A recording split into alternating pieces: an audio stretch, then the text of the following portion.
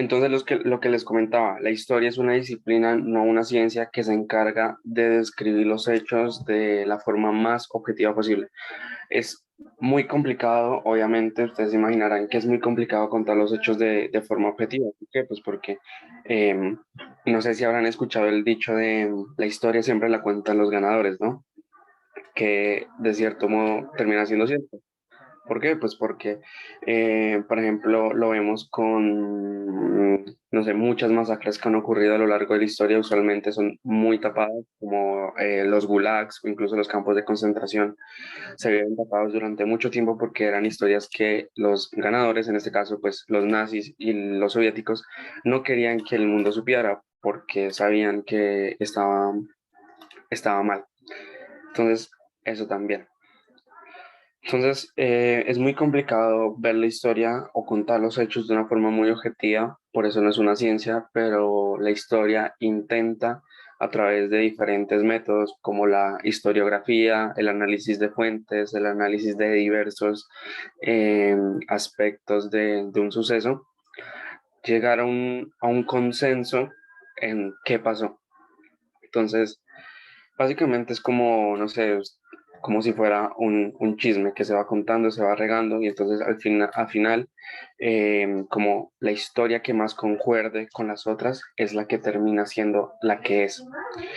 Por eso hay muchas cosas que no tenemos documentadas, como, no sé, la existencia de Sócrates, pero de la que podemos dar fe, porque muchos escritos de la época de filósofos como Platón o Genofonte o de los discípulos, incluso de los sofistas, dan cuenta de la existencia de él. Entonces, eso es lo que lleva a pensar, ah, bueno, Sócrates sí existió, a pesar de que no hay constancia ni escrita ni real de que él sí lo hizo, sí existió, podemos decir que sí lo hizo. Entonces, la historia comienza desde el momento en que, o bueno, el estudio de la historia comienza desde el momento en que se crea la escritura, que pues se dice que o fue en Egipto o fue en Sumeria, hay diversas historias, pero pues se empieza a estudiar desde que empezó la escritura. ¿Y por qué desde que empezó la escritura? Porque es muy difícil llevar cuenta de las cosas que se cuentan oralmente. Por ejemplo, bueno, o sea, no se tiene constancia de muchas cosas, incluso antes de las primeras civilizaciones como Mesopotamia o Babilonia, de todas esas no se tienen, antes de eso no se tiene mucha constancia porque a pesar de que las historias se contaran oralmente, era muy difícil pues que se quedaran en las siguientes generaciones. La única forma era que pues como se contaban, las siguientes generaciones las seguían contando, las seguían contando, las seguían contando y pues en el momento en que no se contaran, pues la historia ahí moría y pues puede que se hayan pasado muchas cosas. Entonces en el momento que se empezaron a escribir, pues como que quedaba constancia a través de las generaciones. Entonces eso fue como de lo primero, a pesar de que nosotros siempre hemos contado las historias oralmente, la escritura fue algo que sirvió para que quedara constancia de la existencia de muchas cosas. Entonces eso fue el primer paso en el que nació la historia.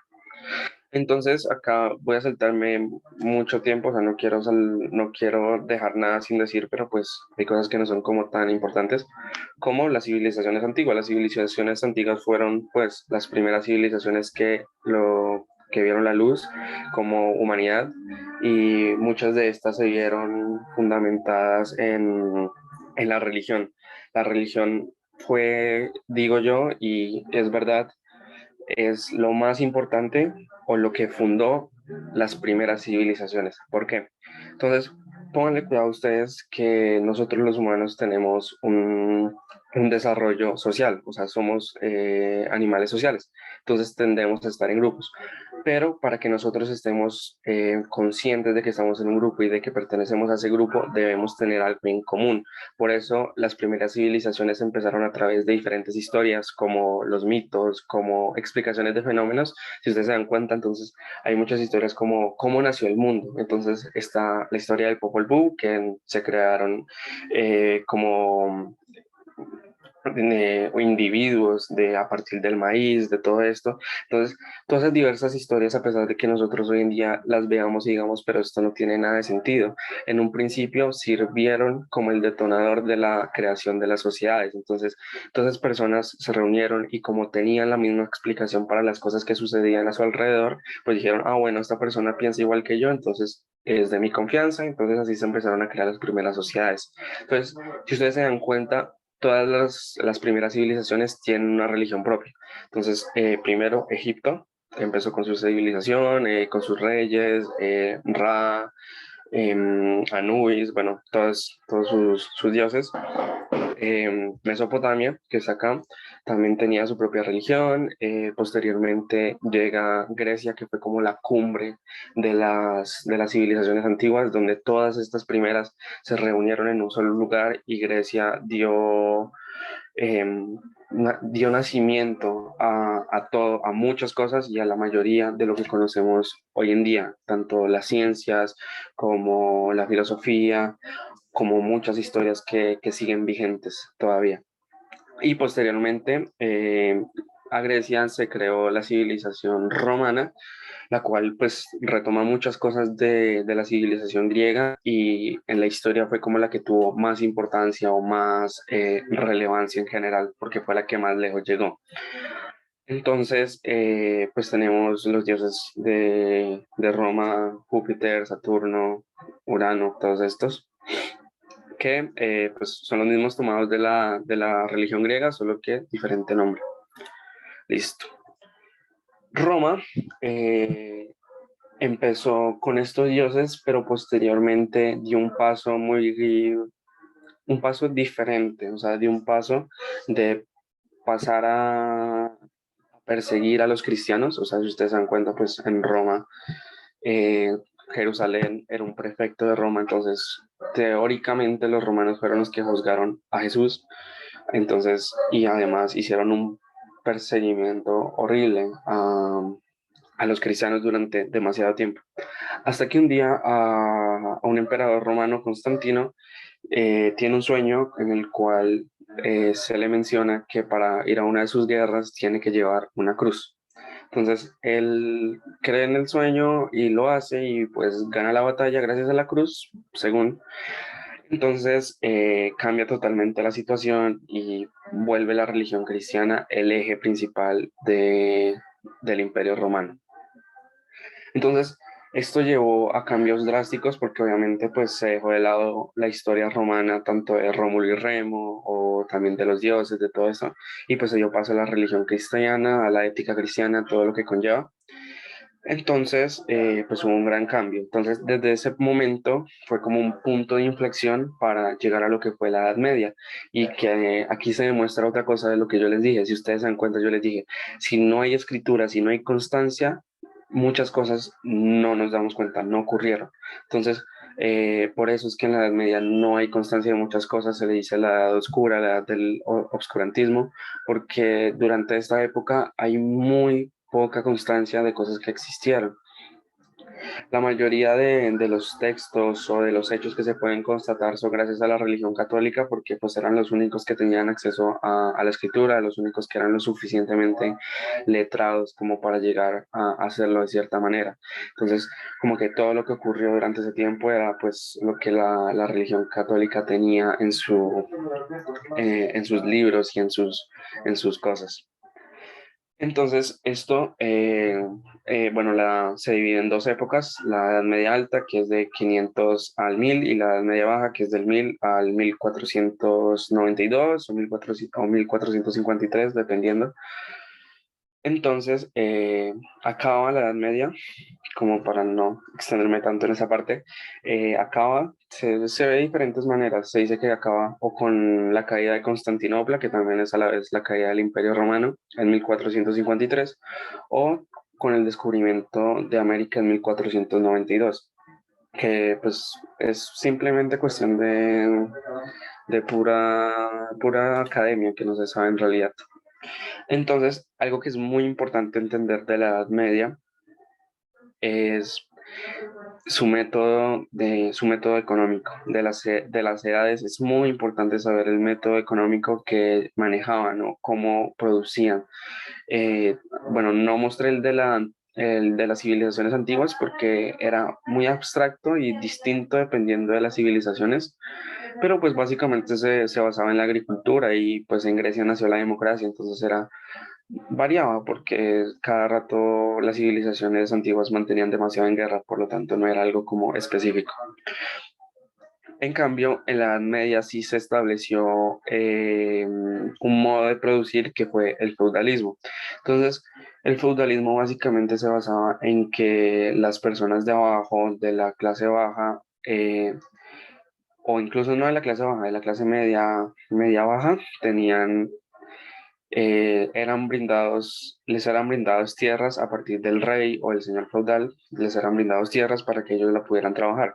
Entonces, de esta forma, esas personas le trabajaban la tierra al rey, al señor feudal, y se formaba como una relación de lealtad, ¿no? Porque pues esta persona me da tierra, pues obviamente yo voy a ser agradecido, le voy a trabajar la tierra, le voy a dar lo que sea, y pues obviamente le voy a jurar lealtad, pues para lo que necesite. Entonces, además de entregarle la producción, las personas pues también se podían quedar con lo que sobraba y lo podían vender. Así fue que se creó la famosa burguesía, de cierto modo. Entonces como que funcionaba de esa forma. Entonces la pirámide de estratificación pues era clase baja, la clase baja que eran pues vagabundos, todo eso. Estas personas no tenían nada que hacer en la vida prácticamente, o sea, eran como pedir plata en las calles y de esto también se beneficiaba mucho la religión católica, porque pues si ustedes se dan cuenta, la religión católica siempre ha predicado el hecho de que tienen que ayudar uno a la persona que no lo tiene. Entonces, pues también como que la religión ayudaba bastante al método económico que se utilizaba en esos tiempos. Y eso es muy interesante de la historia, el hecho de que ustedes pueden entender tanto de la religión como de la economía, como de la sociedad, pueden llegar a entender todo el contexto que sucede, o sea, todo está correlacionado. Entonces, bueno, estaba la clase media, lo que les decía, las que trabajaban las tierras, que terminaron siendo los burgueses, y estaba la clase alta, que era pues el clero y los reyes, que eran los que tenían básicamente el control de todo. Y pues obviamente tampoco se iban a mover de ahí, o sea, la pirámide que existía en ese tiempo no se movía para nada, o sea, el que nacía en la clase media se queda ahí para toda su vida y el hijo no es que vaya a cambiar tampoco, el hijo también se va a quedar ahí. Y, y el, y el de la clase baja tampoco va a subir. Y pues entonces ustedes, pues obviamente uno se pregunta, ¿no? O sea, qué hace que una persona llegue a ser rey? O sea, llegue a ser rey, llegue a ser emperador. Qué hacía en ese momento que una persona llegara a eso? Obviamente, desde los primeros momentos todo se relacionaba con la religión también. O sea, lo que les dije, cuando creaban estos relatos, mitos, todo esto, las personas se identificaban con eso y dijo, ah, bueno, vamos a formar una sociedad. Obviamente en esa sociedad todos eran igualitarios, hasta que en algún momento pues alguien tenía que salir de líder y decir, ah, bueno, yo soy el enviado de Dios. Ese era el mensaje que hacía que todas las personas creyeran, porque pues no tiene sentido que alguien llegue y diga, yo soy el rey, listo, háganme caso. No tiene sentido, sino que tenía que haber algo que las personas creyeran. ¿Se puede ver la grabación de la clase después? Sí, probablemente la subamos a YouTube, entonces ahí va a estar. Entonces, era lo que hacía que las personas creyeran y le siguieran y le declararan lealtad al rey, o sea, el hecho de que era el enviado de Dios o el enviado de la religión en la tierra, que eso posteriormente se va a ver en la imagen del Papa y todavía se ve, ¿no? Porque se dice, no, el Papa es la imagen de Dios en la tierra y pues es una imagen muy poderosa a pesar de que no hace mucho que digamos. Entonces, si ustedes se dan cuenta, cada época tiene su poder. Entonces, en este era la religión muy importante y se me olvidaba decir que en las civilizaciones antiguas, lo que hacía que una civilización progresara o como que pudiera producir era que tenía que estar al lado de un río. Por ejemplo, si ustedes se dan cuenta, la civilización egipcia está al lado del río Nilo, se asentó ahí en el río Nilo, pues porque necesitaban pues cultivar sus cosas. La griega también estaba cerca tanto del mar Mediterráneo como de bastantes ríos cercanos, entonces también tenía agua, tenía acceso a todo esto. La romana también, el Sena, todo esto, las civilizaciones también asiáticas también tenían el Éufrates, por ejemplo, en Mesopotamia, y en las Chinas también está el río Amarillo. Entonces, si ustedes se dan cuenta, pues todo es con los ríos. Entonces, esto. Llega la caída del Imperio Romano, la caída de la Edad Media, como que la gente, después de tanto tiempo intentando sacar muchas cosas, porque pues lo que les decía, en esta época no se produjo casi nada, o sea, las personas no tenían educación, no tenían casi nada, entonces pues básicamente la vida era producir o simplemente para las personas que no tenían nada era vivir para nada, para terminar muriendo. Eh, y pues obviamente pues se sabe que hay personas que tienen muchas habilidades, arte, diferentes pensamientos, lo cual después de la caída, dime, Noemi, tienes la mano levantada, o no sé si vas a preguntar algo.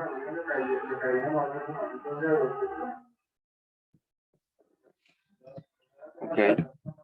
Entonces eso, en 1453 cae Roma por, pues ya después de mucho tiempo, ya ni siquiera era como tal el Imperio Romano que empezó, sino que se dividió, ya había caído el de Occidente, solo quedaba el de Oriente, entonces pues estaba muy debilitado. Por lo que cae en 1453, en Constantinopla cae, em, y después en 1492 pues se da el descubrimiento de América. Todo esto genera un cambio, pues obviamente porque en Roma al caer esto se cayó el imperio, como que justificaba la importancia de la religión o la importancia de todo esto. Entonces ustedes saben que durante todo este tiempo pues existió la Inquisición, existió todo este tipo de instituciones pues nefastas que impedían la producción de conocimiento y de todo esto. Entonces, em, gracias a todo esto y como a la libertad que por fin tuvieron las personas después de tanto tiempo, se dio la manifestación más grande de conocimiento, de arte, de todo en la historia de la humanidad, que fue el Renacimiento.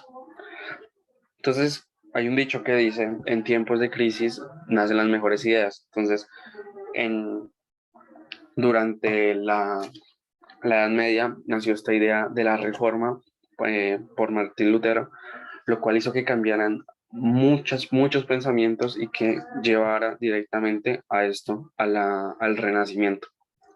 Eso es una pintura que me gusta demasiado y bueno, por lo que representa también es muy importante en este caso, porque el Renacimiento representó un poco la separación de la humanidad hacia Dios.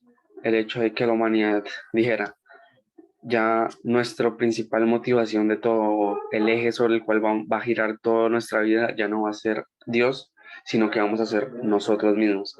Entonces nace la corriente del antropocentrismo, de antro, de hombre, centrismo, pues el eje.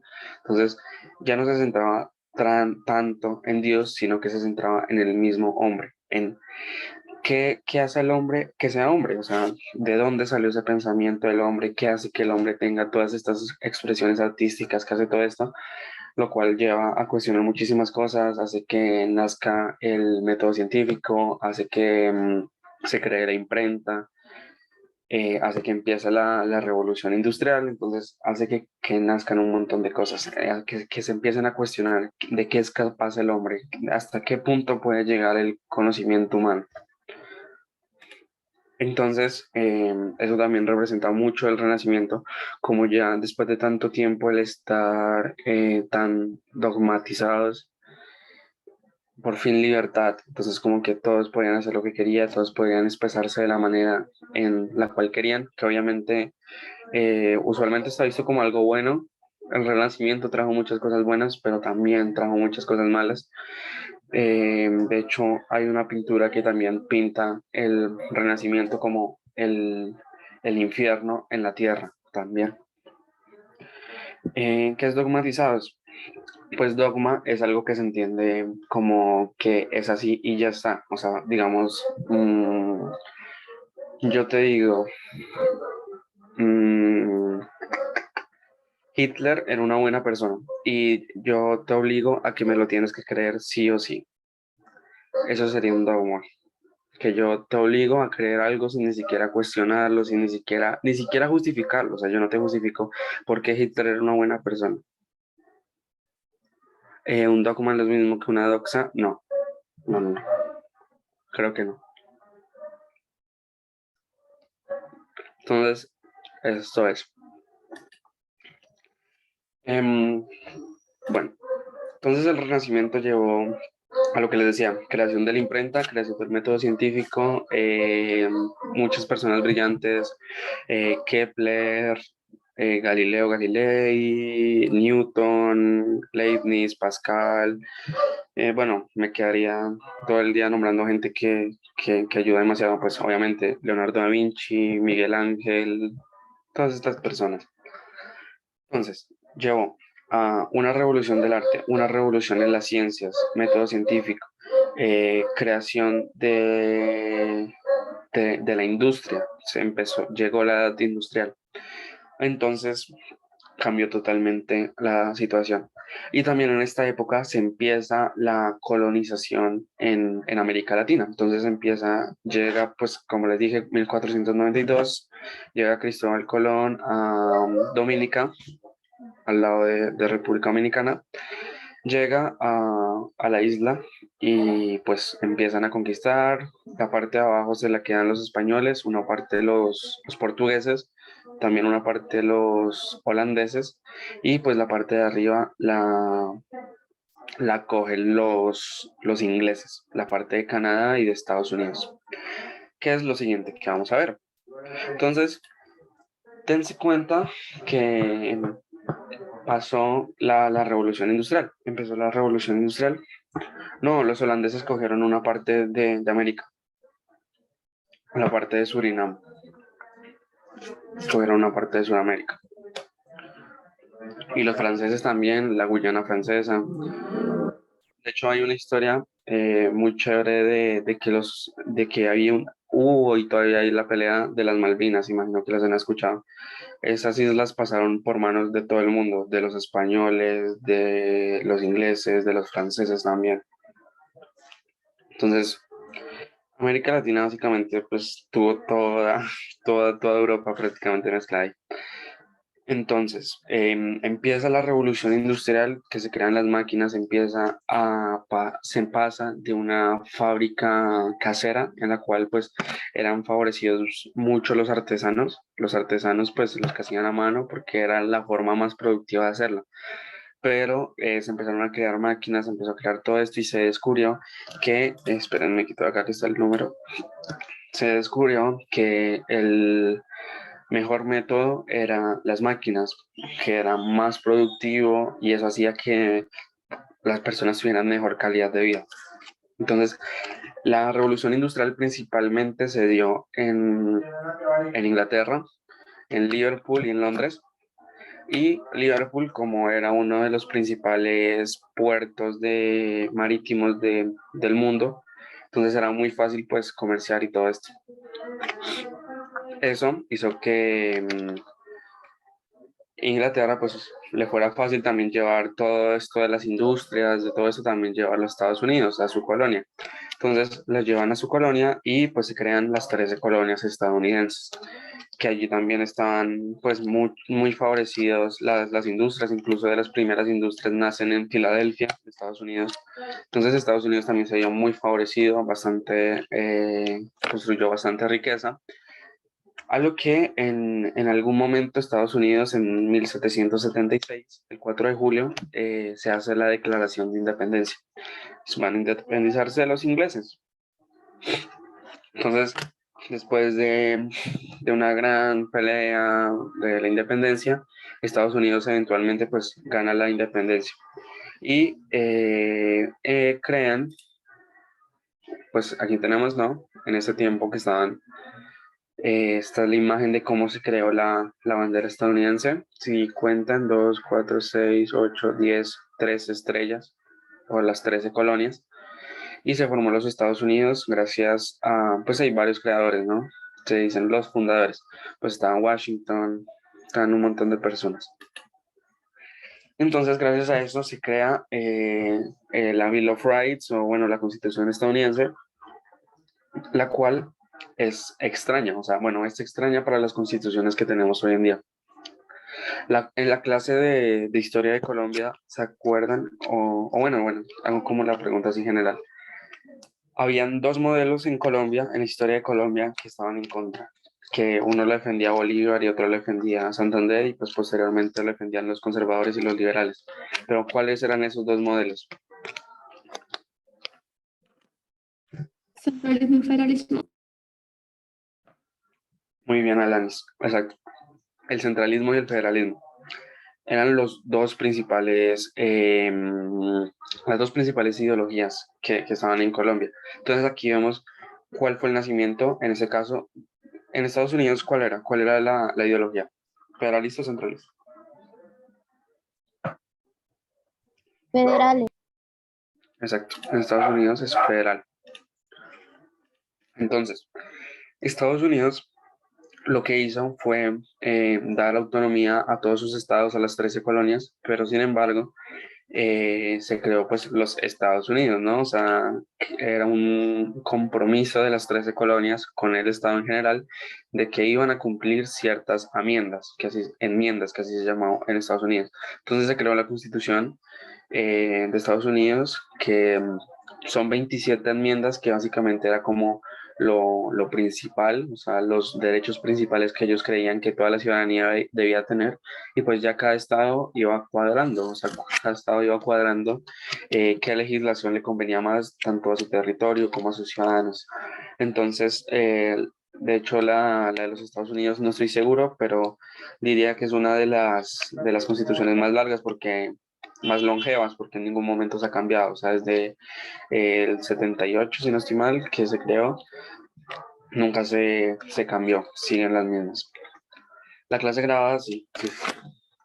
Entonces, si ustedes se dan cuenta, pues aquí está la primera enmienda. El Congreso no deberá hacer leyes en lo que respecta a establecer una religión o prohibiendo el libre ejercicio de esta.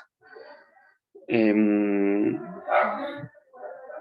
Haciendo también, o sea, respetando el derecho de habla y de prensa. El derecho de la gente a reunirse pacíficamente y a la petición del gobierno para lo que necesiten y lo que necesite dar el gobierno. Entonces dicen como las enmiendas, el gobierno no puede hacer esto porque afecte sus derechos. Entonces, como de cierta manera una constitución, no tanto constitución porque da libertad a todos los estados de crear su propia legislación dentro del marco de las enmiendas.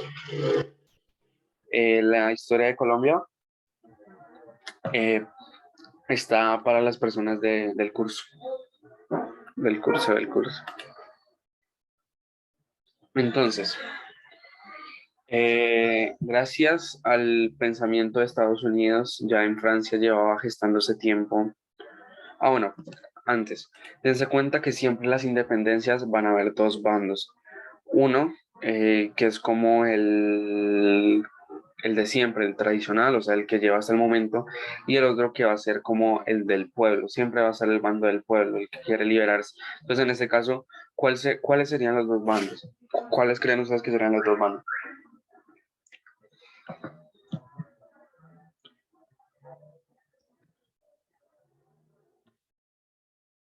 Derecha, izquierda.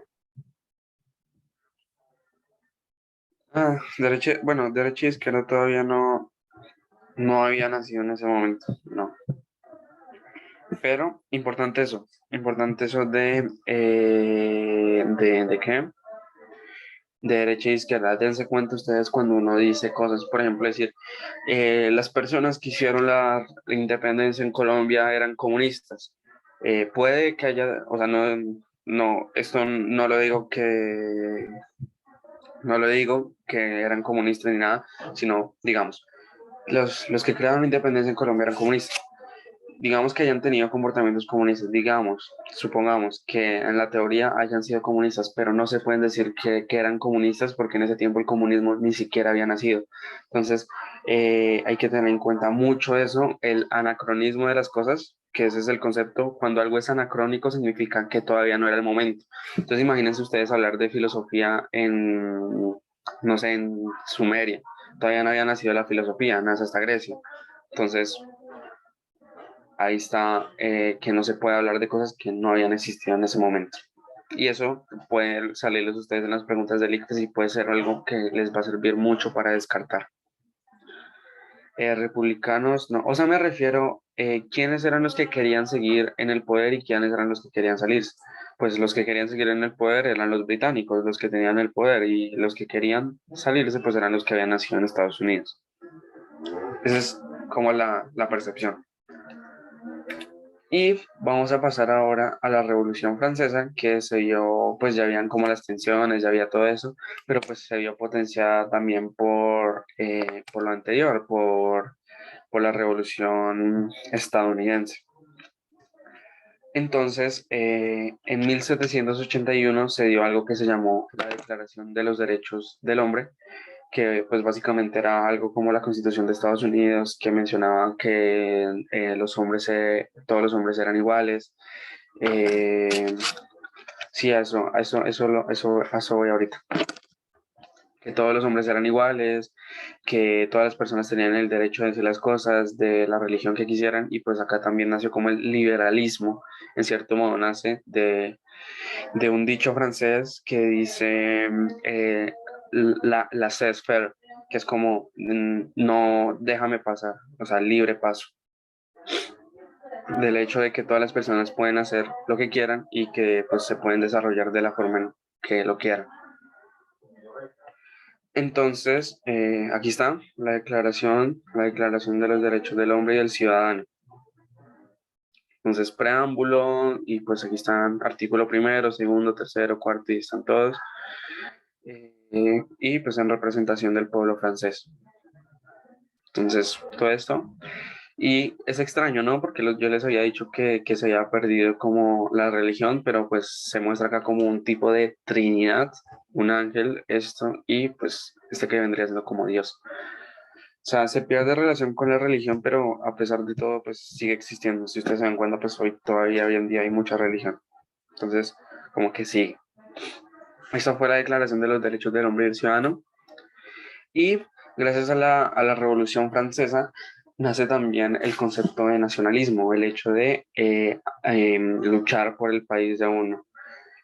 Entonces, eso fue como el sentimiento que se creó y pues que se creó durante mucho tiempo para que las personas se convencieran de ir a la guerra con el hecho de pues es nuestro país, es nuestro territorio, porque nosotros, porque vamos a dejar que otro territorio nos pase por encima, nosotros somos la ideología más importante, entonces pues también tenemos que ir a conquistar otros territorios y el nacionalismo de cierto modo fue con lo que ganó también esta persona, Napoleón, el cual eh, bueno, para eso lo va a pasar ahorita. Entonces, este con los derechos del hombre y del ciudadano. Y en la Revolución Francesa, pues lo que les digo, siempre van a haber dos bandos, ¿no? Un lado que era el bando de la monarquía. Entonces ahí está toda la historia de María Antonieta, de la familia real, de todo eso. Por un lado estaba la monarquía que quería seguir en el poder y por otro lado está el lado del pueblo, que era literalmente el pueblo. Entonces, está el dicho, ¿no? El de María Antonieta, el de quieren pastel, que coman pastel. Eso. El de, ahí justo lo dijiste en el chat. Si quieren pastel, que coman pastel. El pueblo. Y lo que había mencionado ahorita de la derecha y la izquierda, que eso yo siempre lo digo. Yo siempre lo digo y pues yo creo que nunca me voy a cansar de decirlo. Esto más que una clase de historia también es como algo que ustedes se enteren se enteren y pues también aprendan de muchas cosas que quizá no sabían antes. A ver, aquí está. A ver, el chat. La religión no se pierde como tal, San solo se aleja un poco del hombre de lo mítico y empieza a centrar su confianza en la razón, de ahí que nace el racionalismo con Descartes, donde surge la duda. Exacto, sí, muy bien. Esperen, a ver, listo, aquí está la imagen. Esta imagen siempre me gusta mostrarla porque, bueno, siempre está lo mismo, ¿no? De que el comunismo es la izquierda y el capitalismo es la derecha. ¿Cuántas veces uno no escucha eso, no? Pero en realidad el concepto de derecha e izquierda no tiene nada que ver con comunismo ni con capitalismo. Esperen.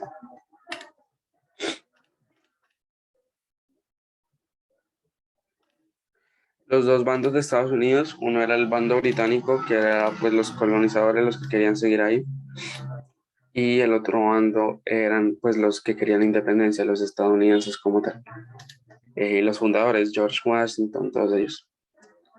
Entonces, dense cuenta. Bueno, acá voy a hacer una línea que obviamente no va a ser nada recta. Entonces, acá habían dos bandos, tanto derecha como izquierda. Cuando la revolución se tomó, Descartes es el que dijo pienso y luego existo, sí. Cogito ergo sum. Sí, sí, sí. Lo dijo. Entonces, eh, acá hay dos bandos, derecha e izquierda. Entonces, en la derecha se encontraban las personas que eran como más ricas, la burguesía, todo esto, y en la izquierda se encontraba más el pueblo. Entonces ahí es donde nace mucho el concepto de derecha e izquierda en la política, que la verdad es cero, ¿qué es? O sea, es cero objetivo y no tiene sentido en realidad decir capitalismo de derecha, comunismo de izquierda, pues si nació de esto. Entonces es donde uy, los políticos que tienden más a lo social, a favorecer a favorecer al pueblo, pues es de la izquierda, y a las personas que son más adineradas, que tienen empresas y todo eso, de la derecha, solamente por esto. Entonces, importante, cosas que uno aprende. Eh, ¿A qué te refieres con eso? O sea que cuando hablamos de las 13 colonias, había un bando de ingleses nacidos en Estados Unidos y otros ingleses, y los ingleses ya británicos. Ya, entonces los españoles de España y los españoles ya nacidos acá en América. Por eso sería como esa Exacto, relación. exacto, sí, como los criollos y los españoles, sí. Listo, entonces volvamos a donde estábamos.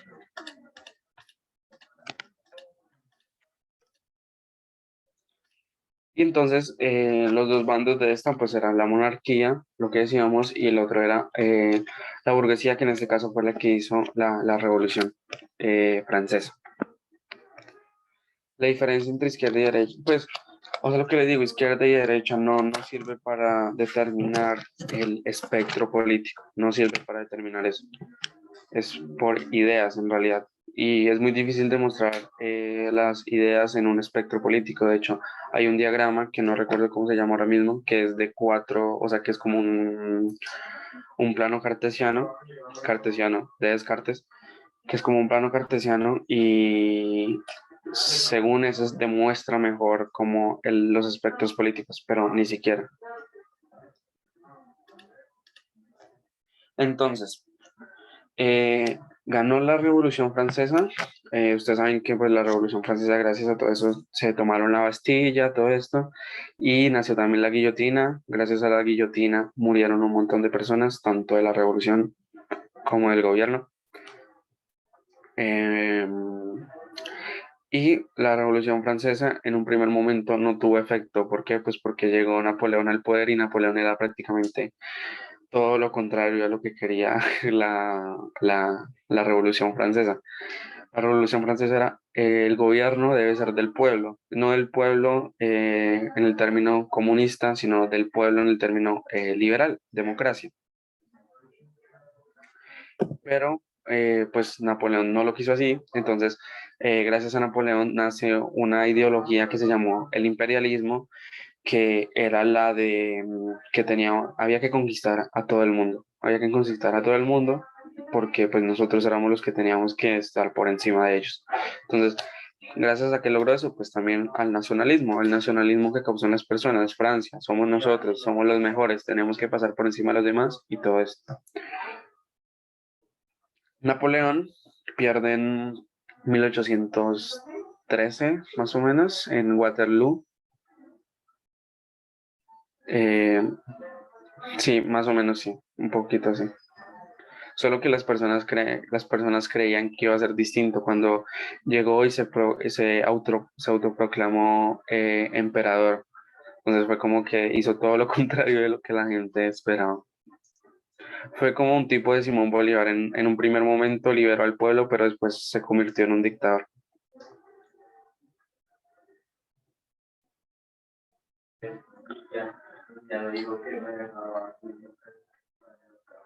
La cosa fue-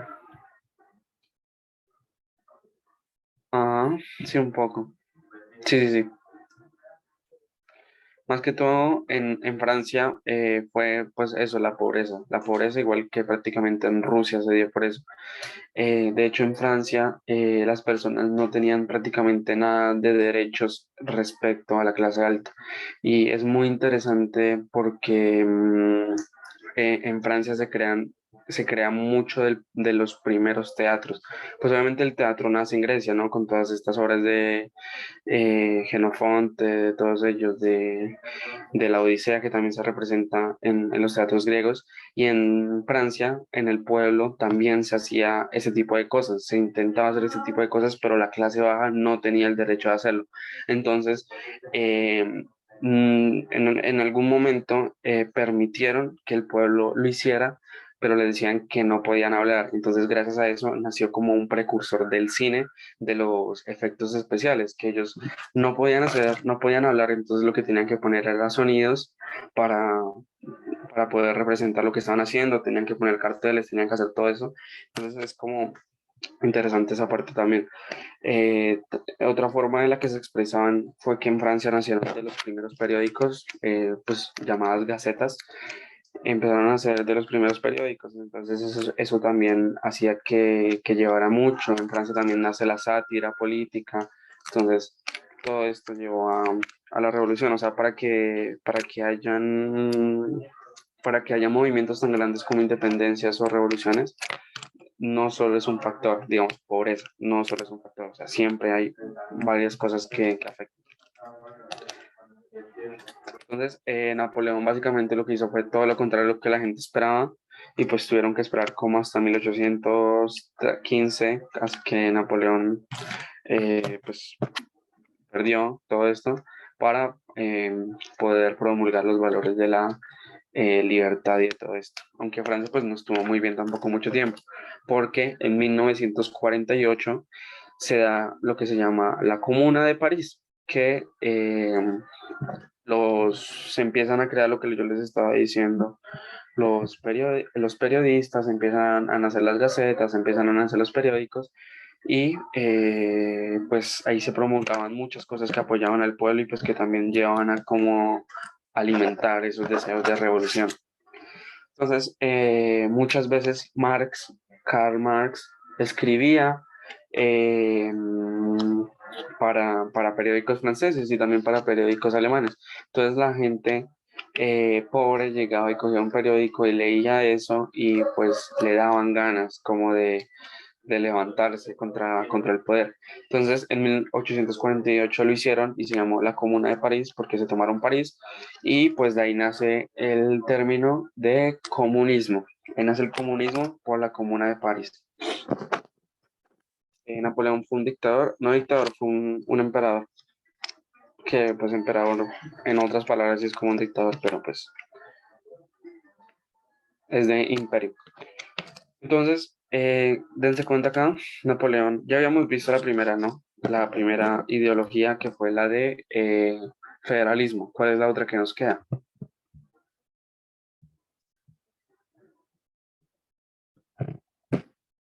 Capitalismo. Centralismo. Capitalismo. Eso es centralismo. Centralismo. Entonces, lo que hizo Francia, al igual que Hitler lo haría posteriormente, era formar un imperio. El hecho del centralismo es que hay una sola capital y todo lo que está en esa todo llega a esa capital. Entonces se conquistan nuevos territorios, pero todos los recursos vuelven a la capital. Yo la vez pasada en la clase de Historia de Colombia yo les mencionaba, ¿no? Del surgimiento de la frase todos los caminos conducen a Roma. Roma también tenía un imperio, bueno, una ideología centralista, de que todo lo que llegara se tenía que mandar, todo lo que se ganaba en los prefectos, ya sea en Egipto, en Jerusalén, donde sea, se tenía que mandar. Entonces, eso fue lo que pasó. Todos los caminos conducían a Roma porque todo lo que se ganaba tenía que llegar allá. ¿Cuál es la diferencia entre nacionalismo e imperialismo? Imperialismo, pues es la necesidad del Estado como tal, es el Estado el que tiene que conquistar y tiene que llegar a otros territorios a llevar su ideología, porque supuestamente esa ideología es la buena, es la única que debería existir. Y pues claro, o sea, la excusa es que, bueno, estos territorios están mal, entonces llevemos nuestra ideología, por eso ustedes se dan cuenta en Estados Unidos, ¿no? Tenemos que llevar la democracia a muchos territorios. Eso es imperialismo puro y duro. Y nacionalismo, pues es el sentimiento que se creó en las personas de que ellos decidían el futuro de la patria, de que la patria era lo que ellos tenían que defender a capa y espada. ¿Qué pasó en Panamá? Pues Panamá se la llevó a Estados Unidos.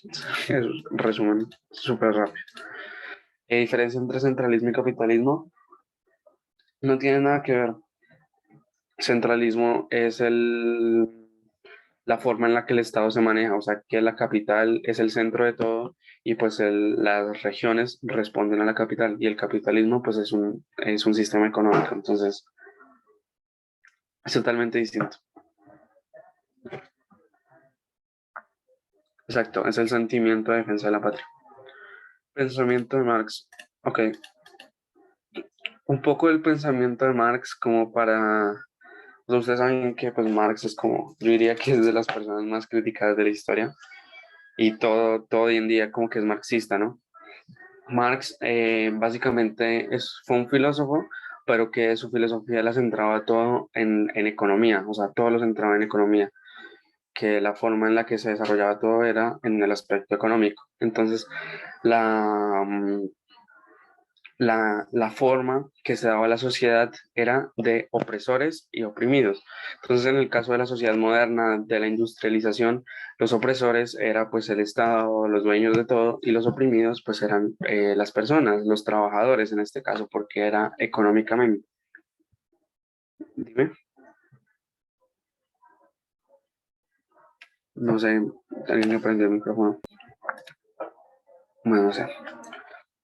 Entonces, los oprimidos eran en este caso los trabajadores. Entonces, la ideología de Marx era que en algún momento estos trabajadores tendrían que levantarse en armas contra los opresores, porque en realidad los oprimidos, los trabajadores, eran los que tenían todo, tenían la plusvalía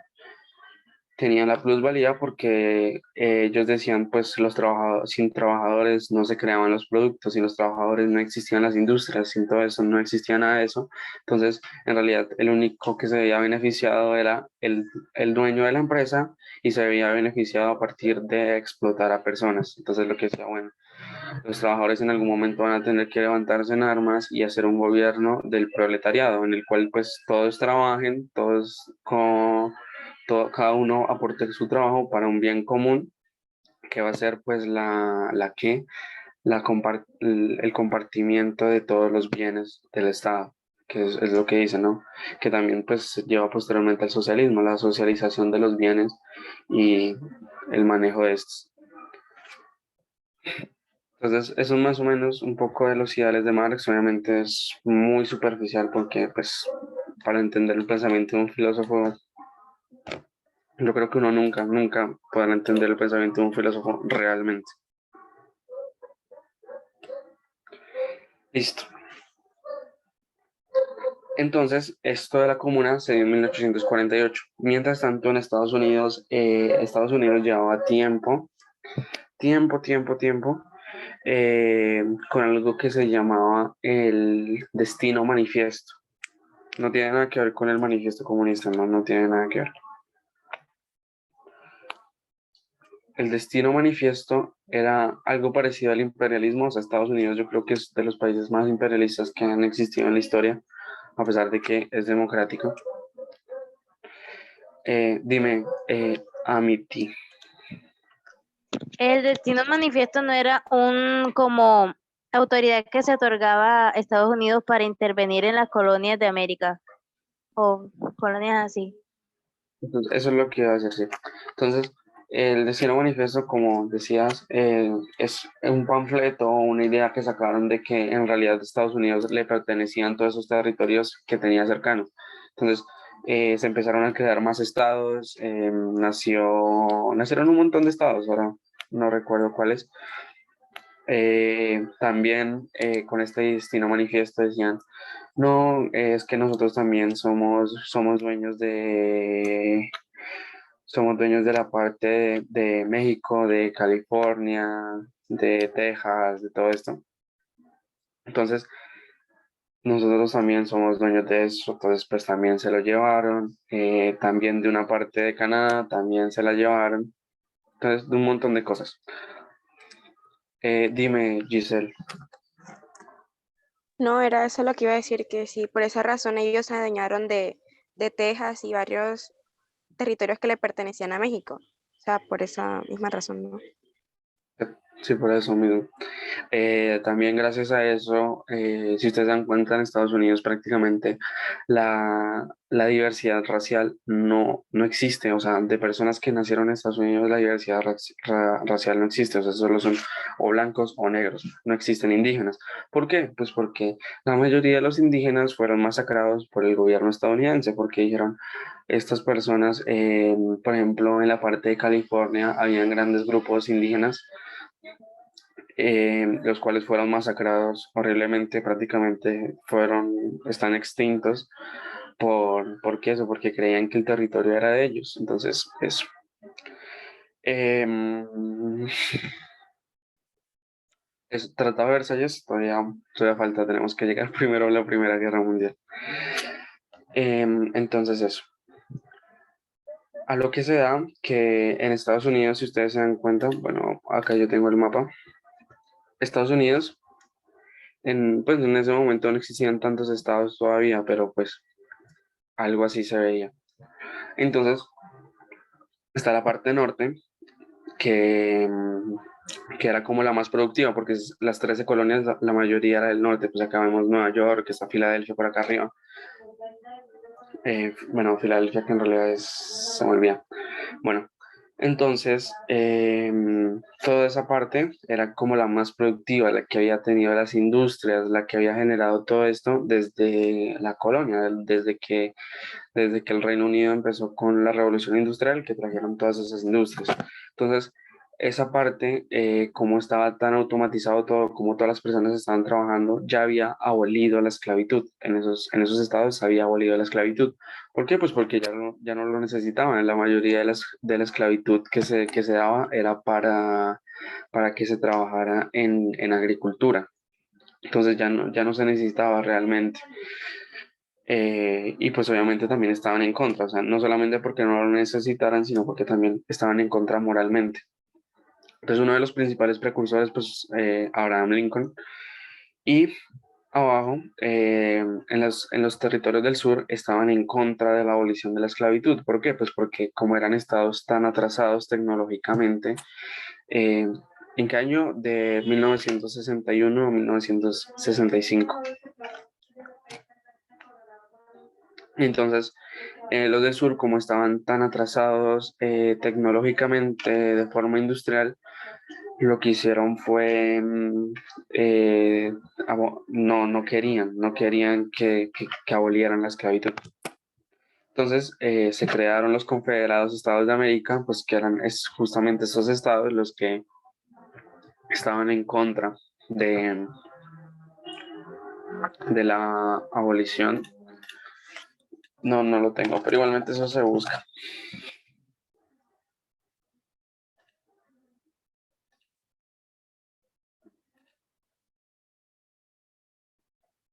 Listo. Las 13 colonias básicamente son todas estas que tú ves acá bajando. De hecho, hay algunas que eran que no estaban a favor de la abolición, como Georgia, por ejemplo. Son todas estas que ves acá bajando. Entonces, pero igualmente se vieron arrastradas porque hacían parte del sur, entonces también. Entonces, eso.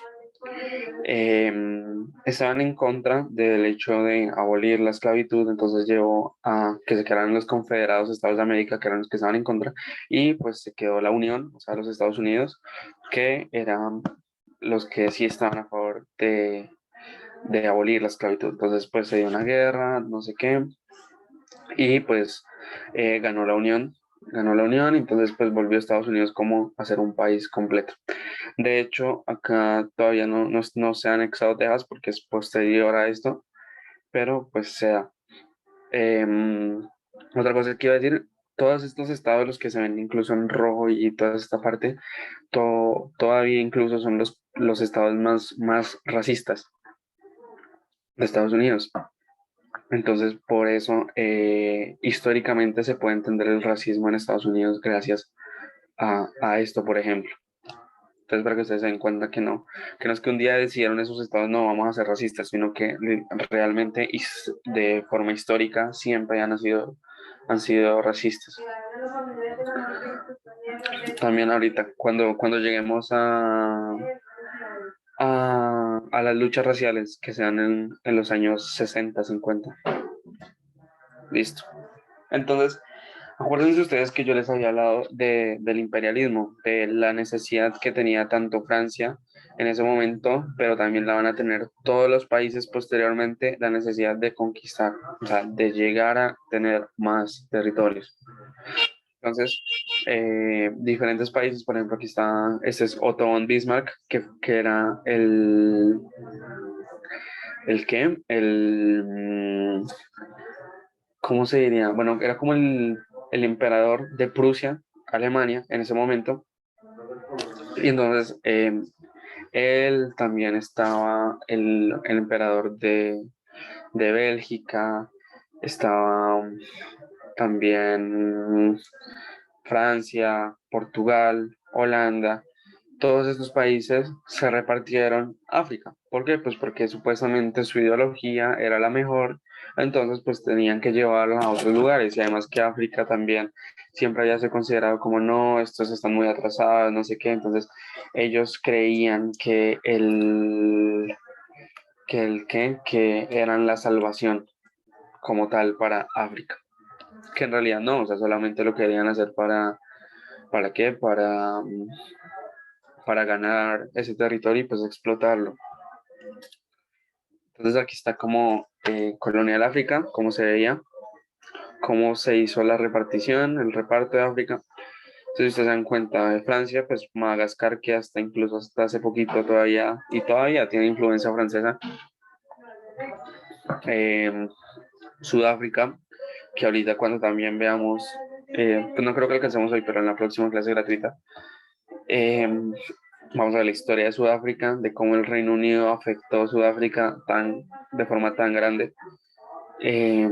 Toda esta parte de Alemania, aquí está Bélgica, que tenía toda la parte del Congo, que está la historia de que en África, bueno, en el Congo, las personas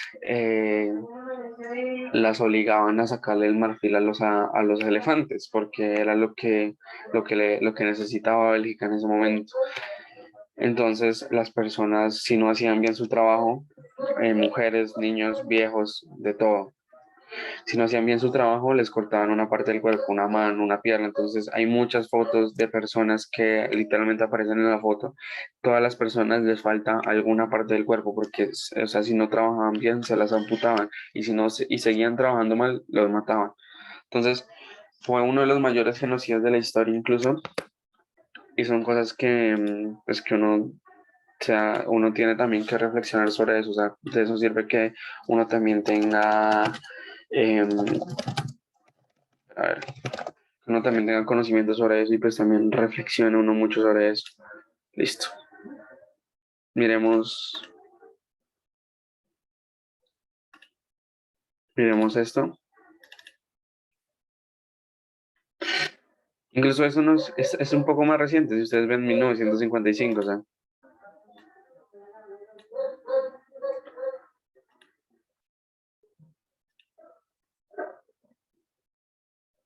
Dense cuenta ustedes. Cosas que, no sé, no deben ocurrir, no deberían. Venta de esclavos ilegal que haya. Yo creo que la venta de esclavos en realidad nunca fue ilegal, o sea, siempre estaba considerado como que estaba bien, como eran personas de África y como las personas africanas siempre eran vistas como personas peores, personas que ni siquiera eran consideradas personas, entonces simplemente eran personas a las cuales se les tenía que sacar su máximo provecho y ya, así era la... Uy, me salté mucho.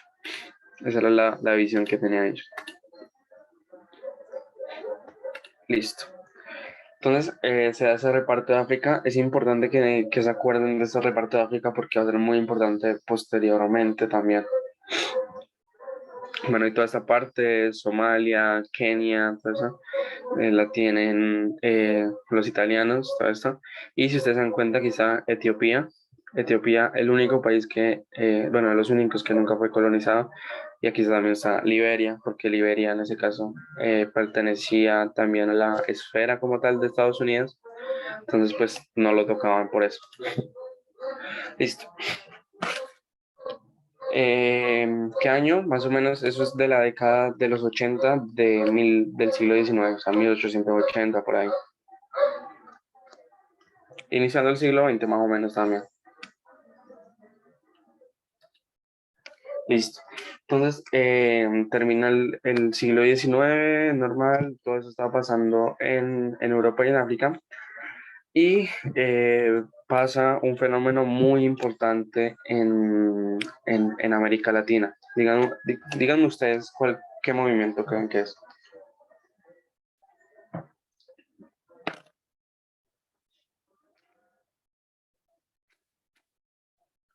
¿Qué movimiento ven?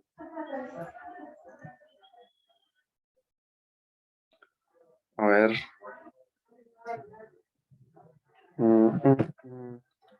Exacto. Sí. Esta es la Revolución Mexicana. La Revolución Mexicana empieza en 1910 y se da en respuesta a lo que vendría siendo el Porfiriato. Porfiriato es el gobierno de Porfirio Díaz, que duró demasiado. Si ustedes se dan cuenta, pues a mí me da mucha risa la historia de Porfirio Díaz porque de verdad fue una persona que, o sea, en un principio supuestamente no iba a gobernar casi nada y terminó gobernando casi 30 años. Y a ver, aquí está.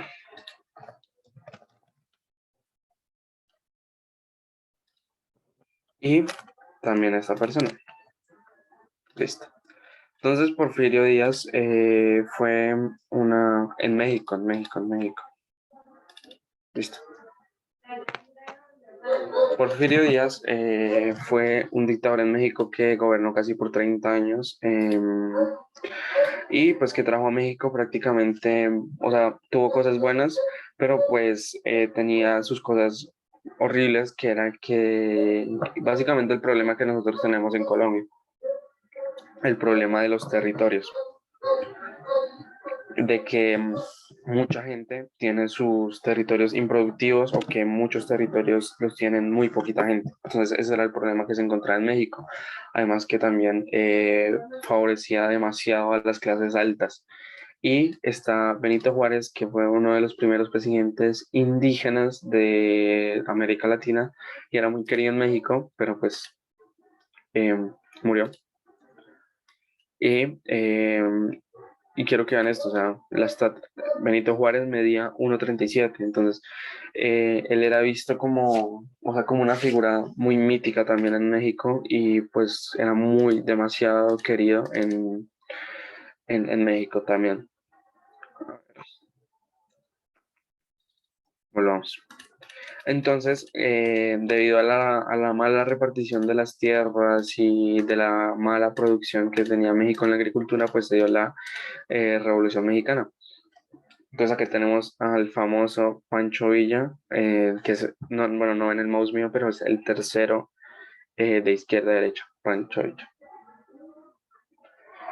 Entonces, con Pancho Villa, Emiliano Zapata, un montón de personas, y que aquí es donde nace el concepto como de caudillo, porque los caudillos eran las personas que eran del propio pueblo. Estas personas eran campesinos que no tenían nada y se levantaron en armas por la necesidad de mejores condiciones. Entonces, en ese sentido nace el concepto del caudillismo. La Revolución Mexicana es de 1910 hasta 1917. Entonces ahí nace el caudillismo. Eh, Era muy interesante porque hay varios videos en los que, o sea, ellos se ponen en carros y empiezan a entregar arroz, empiezan a entregar maíz al pueblo y entonces el pueblo los quería demasiado por eso. Entonces en la Revolución Mexicana triunfa hasta cierto punto, realmente, bueno, no triunfa y llega un presidente, o bueno, como que ellos creían que habían ganado. Creían que habían ganado, creían que todo iba a cambiar. Llega un nuevo presidente y lo que hace es mandarlos a matar a todos. O sea, les hicieron la misma de la rebelión de los comuneros. Prácticamente les hicieron la misma. Y incluso la gente estaba convencida de que sí había hecho un cambio, o sea, de que sí se había generado un cambio, hasta cuando llegó el primer populista que es Lázaro Cárdenas, se creía que se había hecho un cambio, pero en realidad, y la gente lo creía, pero los datos en realidad demostraban que toda la vaina seguía igual. Entonces fue como una revolución que representaba el poder del campesinado en general en México, que no se replicó, sorprendentemente no se replicó en el resto de América Latina, porque la cultura mexicana era algo muy fuerte, o sea, era algo que solamente se podía dar en México, porque de hecho está la historia de una mujer que no me acuerdo cómo se llama. A ver, voy a verla.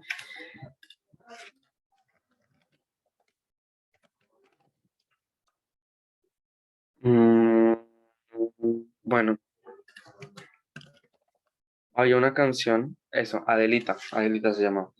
Entonces era como una canción de que existía una mujer que era más o menos como una figura mítica y obviamente pues su música de México ranchera, que esta mujer se vestía como hombre solamente para ir a matar gente del estado, o sea, y entonces como que de eso habla la canción, de que si Adelita se fuera, no sé qué. Entonces más o menos esa es la historia y por eso es que yo creo que no se dio, pero la puse. Entonces más o menos por eso se dio toda esa revolución, tanto, y fue muy cultural de hecho, o sea, por eso les digo que yo creo que por eso fue que no se replicó, porque la cultura mexicana es como tan auténtica que fue prácticamente imposible que eso se diera en otro lado, porque no lo iban a hacer de la misma forma, como si lo hicieron durante los años 60 que se dieron pues todas las revoluciones, ¿no? La revolución cubana, la revolución nicaragüense, todo eso se da en un mismo lugar, pues porque es geográficamente parecido, pero pues en este tiempo no se replicó así. Entonces, eso es algo interesante de entender, si ustedes se dan cuenta. Esperen a ver. Si les puedo poner.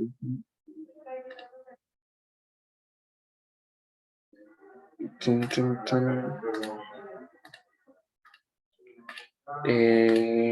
Shawshank. Que decía aquel que tanto la quería.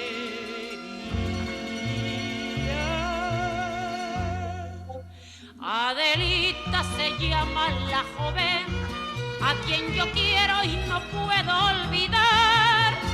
En el mundo yo tengo una rosa que con el tiempo la voy a cortar. Si Adelita quisiera ser mi novia y si Adelita fuera mi mujer, le compraría un vestido de seda para llevarla a bailar al cuartel.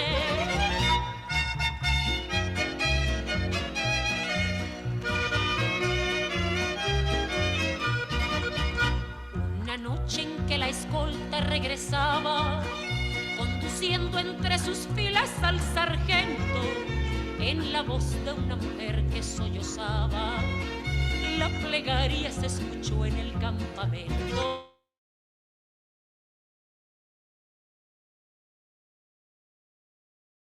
Y entonces es un poquito de la historia, o sea, como que había mucha mítica detrás de eso, se crearon un montón de mitos, Pancho Villa era demasiado querido, Emiliano Zapata también, y pues el problema fue que ellos tampoco supieron qué hacer, porque al final terminaron traicionándose entre ellos y pues se mandaron a matar y al final como que ninguno quedó vivo, entonces no hicieron nada.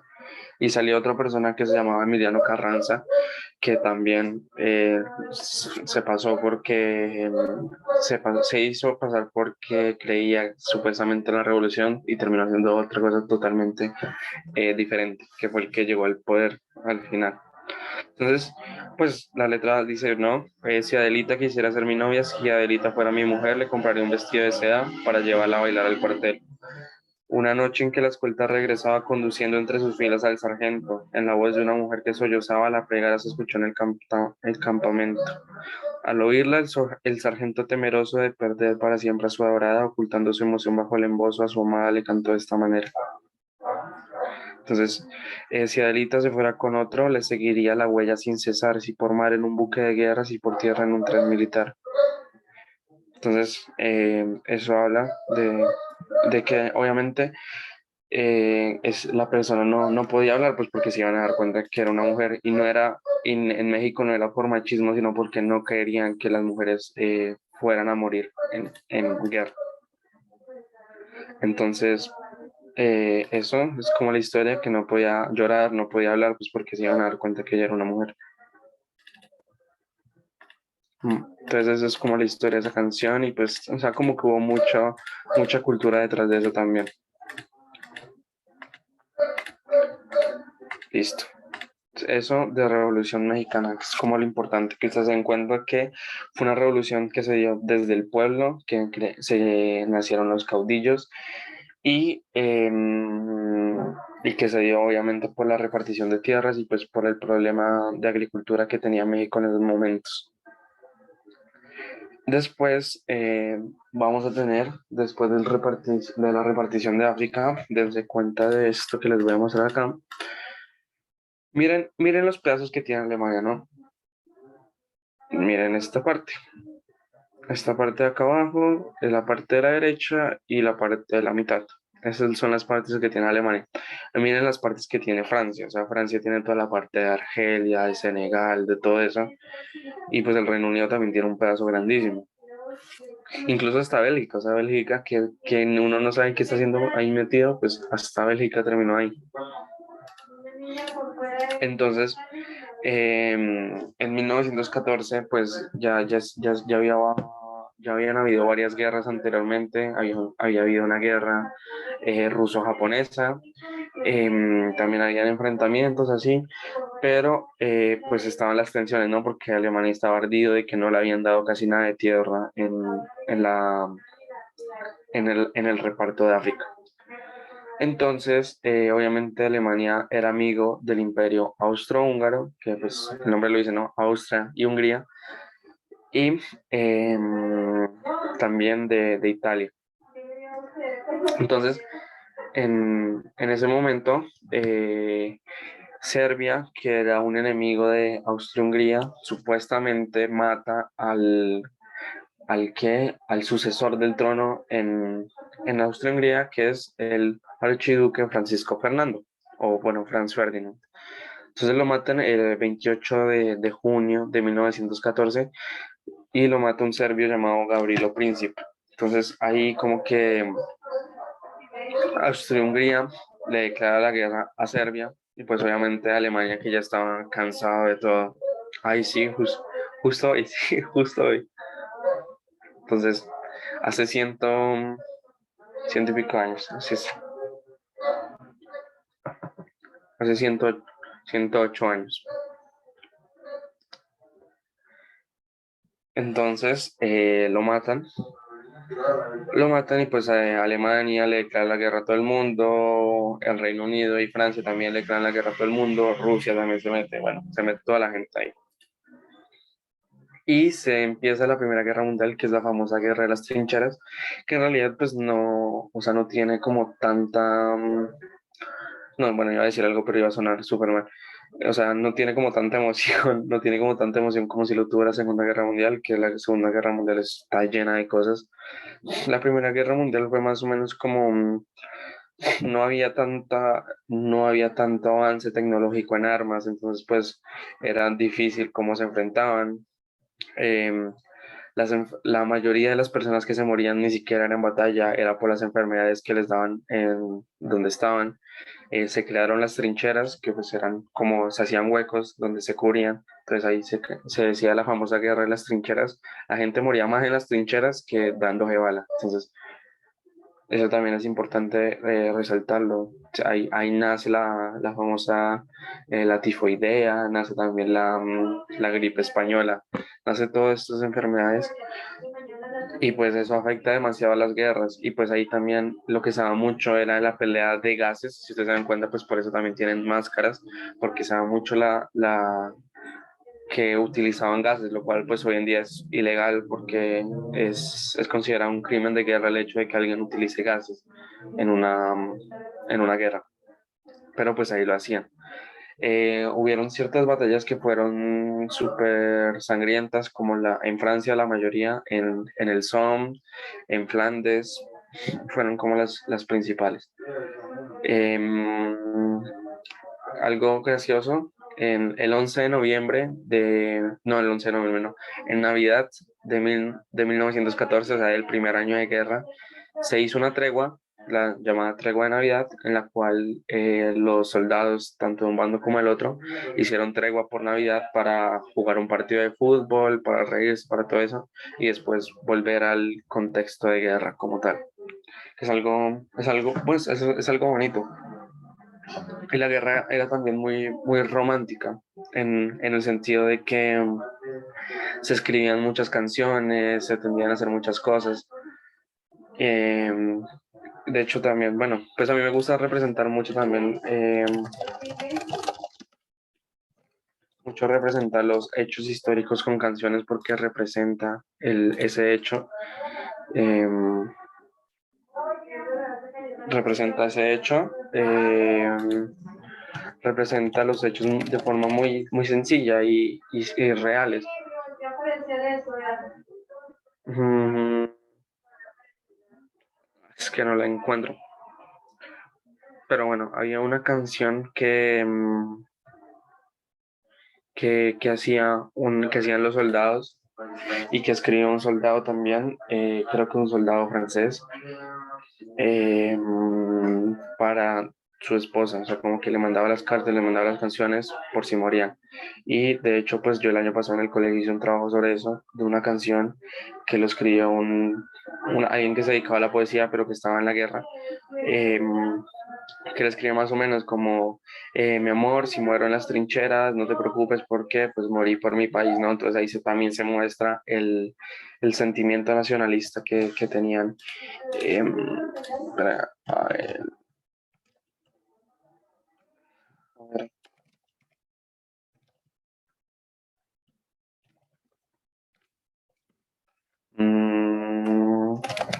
Espera, a ver si encuentro.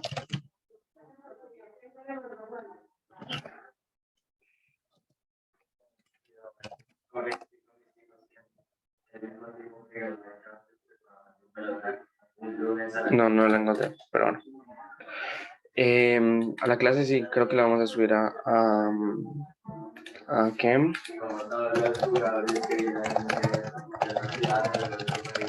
La vamos a subir a YouTube.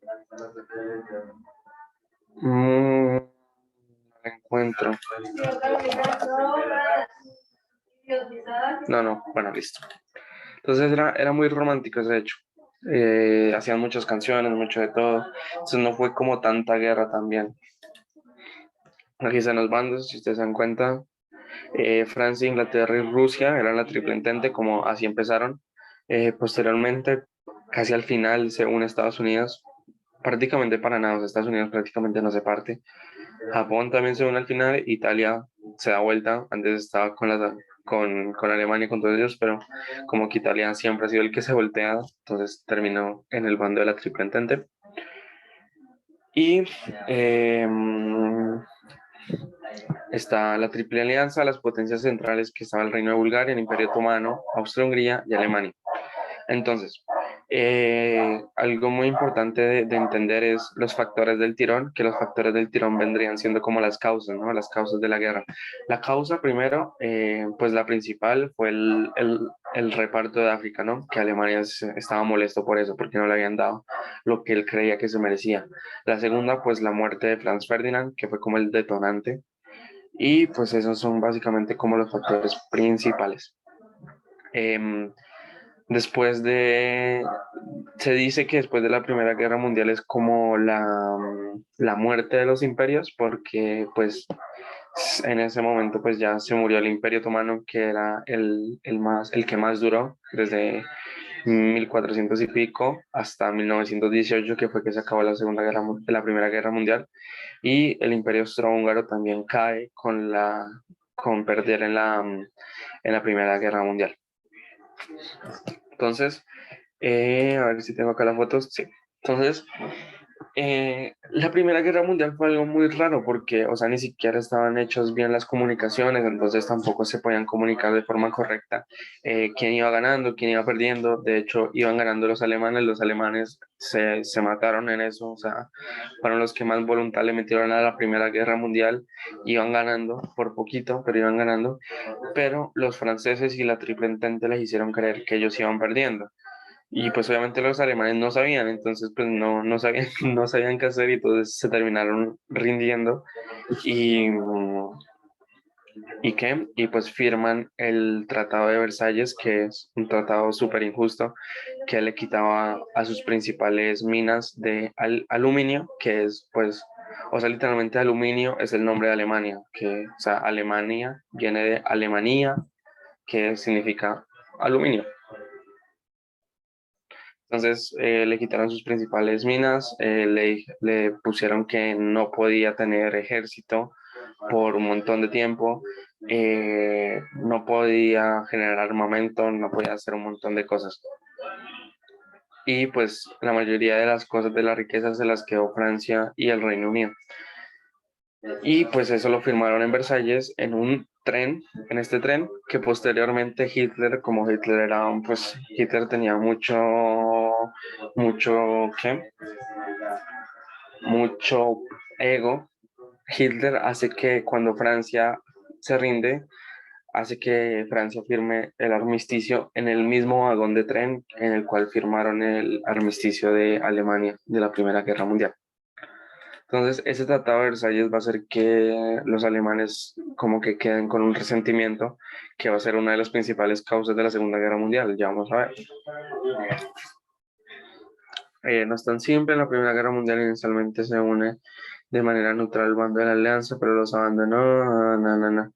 Sí, o sea, es que, bueno, pues también estamos intentando explicar de forma sencilla como para que alcance el tiempo, porque, o sea, realmente podría ser una clase de 2 horas solamente hablando de Revolución Francesa, digamos, dando como todos los detalles, todo eso, pero pues la idea es también no hacer una clase tan aburrida, tan pesada, que ya de por sí es una clase muy pesada en la historia, y que intento que sea como, no sé, contar datos curiosos, divertidos de cierta manera, como que para que también se haga un poquito más ameno, entonces también es complicado saber qué decir y saber qué no. Entonces, a muchas personas sí, a muchas personas sí, la historia es muy, o sea, en general, yo lo acepto, la historia es muy pesada, en que, o sea, es mucha información que a uno le cae encima, es demasiada información. Y si uno no se la sabe contar bien, si uno le dicen cualquier cosa, entonces es complicado. Entonces, pónganle cuidado a ustedes que en la Primera Guerra Mundial Rusia abandona la guerra a mitad, como en 1916, 1917. Abandona la guerra porque el pueblo se rebela. A ver, demasiados datos random para investigar. Sí, la historia es complicada. Sí, la historia es muy complicada. O sea, puede incluso que algunas cosas de las que yo diga ni siquiera hayan sido ciertas, sino que me las hayan contado y yo las haya investigado de esa manera. Puede que no sean ciertas, pero pues uno nunca sabe. Entonces, Rusia se sale en medio de la guerra porque hay un estallido social y pues volvemos a estudiar lo mismo, ¿no? Esto es la Revolución Rusa, la cual empieza en 1917. Entonces volvemos a estudiar lo mismo, ¿no? ¿Cuáles son los dos bandos? Tenemos un bando que va a ser el bando de los zares en Rusia, que va a estar el zar Nicolás II, que, en el cual va a ser muy complicada la historia rusa desde los zares porque pues, es la familia y Rusia era todavía uno de los pocos países que seguía con un modelo muy feudal, o sea, seguía con el feudalismo desde hacía demasiado tiempo y pues obviamente es un modelo que ya estaba muy atrasado, que se dejó usar desde la Edad Media, pues obviamente que no iba a funcionar. Entonces, gracias a las ideas de Marx y de todos estos, un estafador de Wall Street, que es Vladimir Lenin, y otro también que trabajaba en eso, Stalin, vuelven del exilio en el cual se encontraban, vuelven eh, a Rusia a rebelarse. Entonces, hay dos revoluciones, ¿no? Está la revolución de febrero y la revolución de octubre, que ni siquiera ocurrieron en febrero y en octubre. ¿Por qué? Porque en Rusia utilizaban otro tipo de calendario que estaba un poquito más corrido. Entonces, en realidad, ocurrieron como si hubiera sido en marzo y en noviembre la revolución, tanto de febrero como de octubre.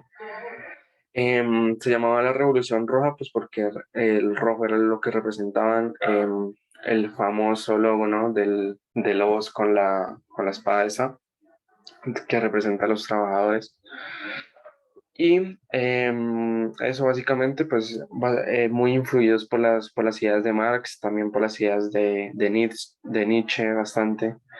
Entonces, como una combinación bastante grande ahí de influencias en cuanto a eso. Em, lo que pasó, bueno, la revolución básicamente pues era el ideal marxista de todo, de que el pueblo era el que tenía que gobernar. Entonces al final termina ganando obviamente la revolución y pues acceden al poder. Lenin se enferma, o sea, no se sabe si en realidad se enfermó o Stalin le hizo algo, lo envenenó alguna vaina, pero Lenin se enferma y muere por lo que queda Stalin en el poder, que Stalin era como la visión más dictatorial, la visión más totalitarista, que es la palabra, que Stalin es el primer totalitario, en realidad es el primer totalitario que después habrían más exponentes como Mussolini, como Hirohito en Japón, como Hitler, como Broz Tito, que es un dictador del que muy poco se sabe, pero es un dictador. Entonces, varias personas así que empieza el poder del totalitarismo. Entonces, hay que entender algo, y pues lo vamos a entender ahora cuando lleguemos a Hitler, que es algo que me gusta explicar mucho y que explica la realidad de por qué el nazismo, por qué el comunismo y por qué pues, muchas otras ideologías horribles llegaron al poder. Y eso es el mejor ejemplo, es Hitler.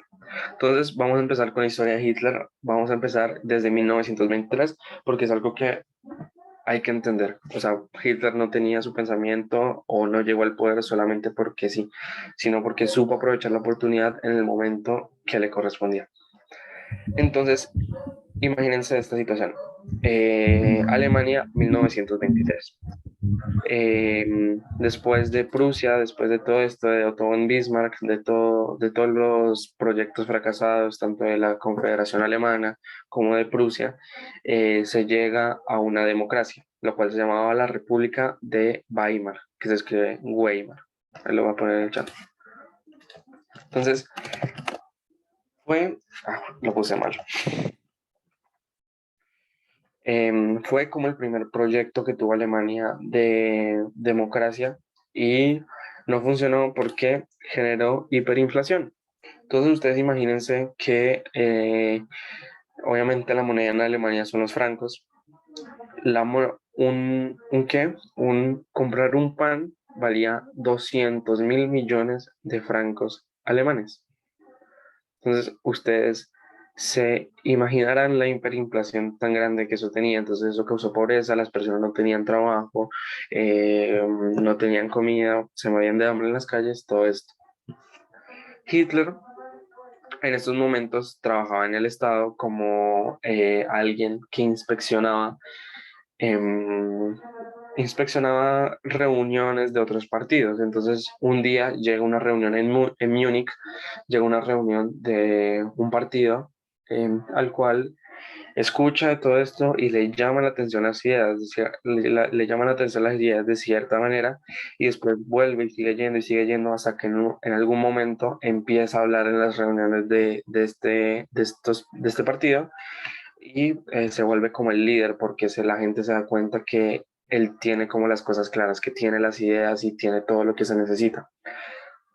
Entonces la gente como que se empieza a convencer de eso, se empieza a convencer y pues crean lo que pues el partido nazi, ¿no? Que viene de Partido Nacional Socialista, o sea, nacionalismo. Hitler juega mucho con el nacionalismo, del hecho de que Alemania es la cultura alemana es una cultura superior que merece sobresalir sobre todas las demás, que merece como sobreponerse ante todo.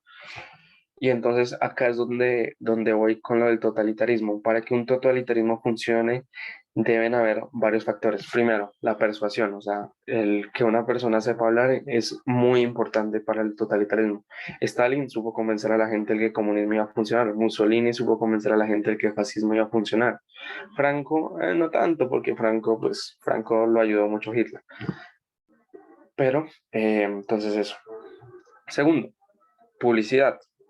Publicidad tenía Hitler en el poder, tenía yo creo que el mejor publicista de la historia, que era Joseph Goebbels, que era el mejor, o sea, sí, y el man ni siquiera le pagaban ni nada, el man simplemente era un admirador de Hitler, o sea, tenía todo.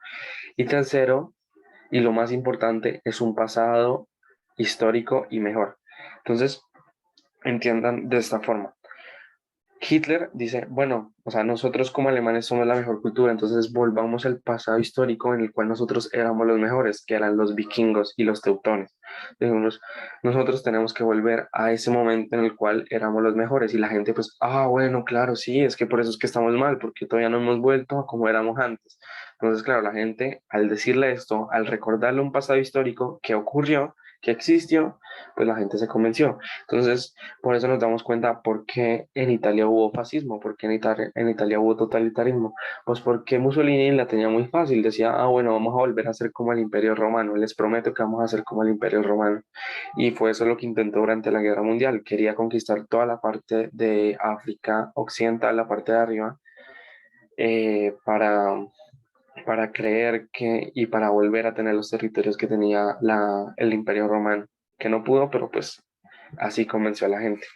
Igualmente Stalin así lo hizo, volviendo al pasado en el cual los rusos eran los mejores, que era también con los vikingos. Entonces es muy importante eso. Y en Japón, entonces también uno se pregunta por qué en Japón hubo totalitarismos, pues porque en Japón tienen el pasado histórico de los samuráis, entonces, bueno, entonces nosotros tenemos que volver a lo de los samuráis, que eran los mejores en batallas, en pelea, y todo el mundo les tenía miedo, entonces tenemos que volver ahí. Por eso es que también, pues Japón era caracterizado por los kamikazes en la guerra, que esos iban a matarse literalmente. Entonces, ahí esos son los tres factores principales del totalitarismo. Primero, lo que les decía de saber persuadir a la gente, persuadirla de forma tanto pacífica como con las ideas, como también de forma violenta. Si ustedes se dan cuenta, cuando Hitler llega al poder, manda a matar a toda la gente que le ponía oposición. Entonces, todo eso. Segundo, publicidad, tenía que hacerse publicidad a sí mismo. Ahorita les voy a contar la historia de los Juegos Olímpicos. Y tercero, tenía que, pues obviamente, tener un pasado histórico mejor del cual se encontraban ahora. Y cuarto y último, y yo creo que por eso también fue mucho que funcionó, tener una crisis que solucionar, tener un problema que solucionar y un enemigo común. Entonces, si ustedes se dan cuenta, pues está la hiperinflación esa. Entonces Hitler dijo, pues la gente está decepcionada, no quiere saber más de democracia, no quiere saber más de Weimar. Entonces, ¿qué es lo que le vamos a hacer? Le vamos a proponer algo totalmente distinto y que yo les voy a decir que va a funcionar, que fue el fascismo. Entonces, propone una solución y tras de eso se aprovecha de una situación de crisis, lo cual también hicieron en Italia, que fue, pues, se aprovecharon de la crisis del 29 y de todo esto. ¿Cómo se relaciona el fascismo con el nazismo? Pues el fascismo es esta ideología de odio, de que se debe tener, de que la cultura de uno es superior a las demás y pues que debe dominar, y pues el nazismo es realmente fascismo aplicado pues en Alemania, con la ideología alemana. Bueno, y lo que les decía, que hay que tener un enemigo común. Entonces, en Italia los enemigos eran los partisanos, que Italia es súper revolucionaria. Entonces, todavía yo creo que no hemos visto el poder revolucionario que tiene Europa, porque Francia también tiene un poder revolucionario súper grande, pero en Italia estaban los partisanos que realmente el Estado los odiaba. Em, en Japón odiaban y odian todavía, yo creo, a Corea. Japón y China fueron, bueno, Japón odia también a China, obviamente, pero Japón y China fueron dos países que se aprovecharon de Corea horriblemente, y pues que Corea también de cierto modo los odia a ellos, pero la rivalidad era Japón-China en ese momento, como que Corea era el hijo del cual se aprovechaban. Entonces eso. Y pues en Alemania la más importante pues estaban los judíos, ¿no? Porque Hitler va y le pide préstamos a los judíos para solventar la crisis del 29, para solventar la hiperinflación. Pues obviamente los judíos le dicen no, o sea, no nos conviene invertir en Alemania pues porque vamos a perder toda la plata.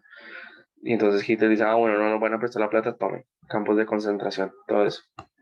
Entonces, también a partir de los enemigos comunes es que toda la gente se identifica con una causa y dicen, bueno, amo a Hitler, quiero que conquistemos el mundo, mejor dicho. Entonces, aquí está otra crisis del 29, la cual se da en Wall Street, en Estados Unidos. En Estados Unidos, durante la década de los años 20, que es llamada pues la década de la, la Belle Époque, que también se llama en Francia, y es como la década de oro, los dorados años 20 se dice, donde la gente empieza a tener carros, donde nace Ford, donde dice Ford, quiero que cada persona en Estados Unidos tenga un carro siempre que sea Ford, siempre que sea modelo T de Ford y negro. Pues el único modelo que había era negro, entonces quiero que toda la gente de Estados Unidos que tenga mis carros siempre que sean negros, o sea, el único que tenía. Entonces, cada persona, mucha gente tenía carros, y obviamente pues la gente no tenía el poder adquisitivo para tener los carros, sino que tenía que pues pedir plata prestada, ¿no? Entonces también se empieza a crear esta noción de los créditos, de los vales para redimir por plata, para todo esto. Entonces la gente empieza como a conocer mucho esto de las inversiones y de todo esto, y llega un punto en el que se empieza a generar mucha conmoción de que la gente decía, no, el mercado se va a caer, o sea, el mercado se va a caer, el mercado se va a caer. Entonces toda la gente empieza a intentar vender, y al intentar vender, pues todo pierde su valor, ¿no? Porque si todo el mundo está intentando vender y nadie quiere comprar, pues la gente tiene que bajar sus precios enormemente. Entonces al final termina las acciones, termina todo eso valiendo nada, la gente termina perdiendo la plata y pues se quedan sin nada. De hecho, diría yo, o sea, diría que uno de los principales detonantes de que muchas veces se tome el suicidio como solución a las crisis fue gracias a la crisis del 29, porque la gente, más que todos los empresarios y todo eso empezaban a tirarse de los edificios de Wall Street, pues para suicidarse. Entonces fue como de ahí que empezó como esa noción y todo eso, pues las personas decepcionadas de todo básicamente porque perdieron toda su plata y quedaron con una deuda horrible que posteriormente pues iba a resolver Franklin Roosevelt con su New Deal, pero pues eso no entra. Entonces lo que les digo, Hitler aprovechó el momento específico, aprovechó la crisis tanto de 1923 como de 1929 para adquirir fama. O sea, ya tuvo bastante poder. Entonces, en un punto, intenta hacer un golpe de Estado, el cual le sale mal y por lo cual va a la cárcel, donde escribe su libro, el Mein Kampf, Mi lucha, donde dice, pues, básicamente todo lo que piensa hacer con los judíos, con todo. Escribe ese libro, incluso en la cárcel lo trataban súper bien. Entonces, o sea, imagínense, para poder escribir un libro en la cárcel es porque debe estar pasándola muy bien. Entonces, eso es lo que sucede. Y cuando sale de la cárcel, como que Hitler les dice, pues tengo un montón de fuerza, la gente lo apoya demasiado. Entonces, como él pierde las elecciones, pierde unas elecciones que se realizan, y pues obviamente el presidente no quería perder el poder, ni tampoco quería verse obligado en algún momento a que Hitler le hiciera un golpe de Estado y lo sacaran y chao, lo fusilaban. Entonces, por eso lo puso de canciller. De cierta manera puso de canciller a Hitler.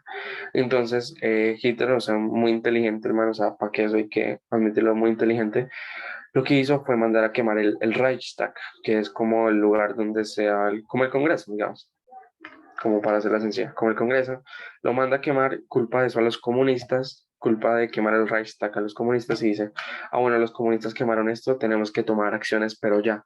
Entonces Hitler le dice al presidente, lo obliga a que le dé el poder, o sea, el mayor poder, el primer ministro, para que él pueda hacer lo que se requiere. Entonces él se lo da y pues ya Hitler hace de todo, o sea, dice que el único partido que debe existir es el partido nazi, que los otros partidos no existen, elimina la libertad de opinión, obliga a la gente a todo esto y pues ya se vuelve dictador, o sea, totalitario. Entonces llega al poder.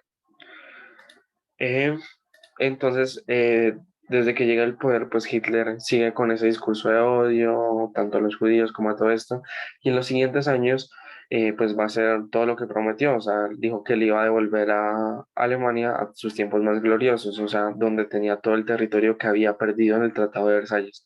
Entonces, lo que empieza a hacer, primero que todo, pide primero unos estados en Austria que hablaban alemán. Entonces decía, pues, si estas personas hablan alemán, ¿por qué las voy a dejar por fuera de mi país? Le decía tanto a los británicos como a los franceses, o sea, denme esa parte que es mía. Entonces, la coge. Después dice, devuélvame lo que es mío, pues porque si no quieren guerra, pues devuélvamelo. Se lo devuelven. Entonces, y finalmente quiere invadir Checoslovaquia, si no estoy mal, quiere invadir y eh, le dice, pues si no le invaden, lo mismo, si no le invaden, hay guerra. Entonces, Chamberlain, que era en ese momento el primer ministro del Reino Unido, llega y le dice, sí, Hitler, no sé, todo con tal de que no haga guerra. Entonces, Hitler invade esa parte, entonces él vuelve a Reino Unido y es una historia muy chistosa. Neville Chamberlain. Listo, voy a mirar esto. Listo, aquí está esa foto. Esta es la foto que yo quería mostrarles a ustedes.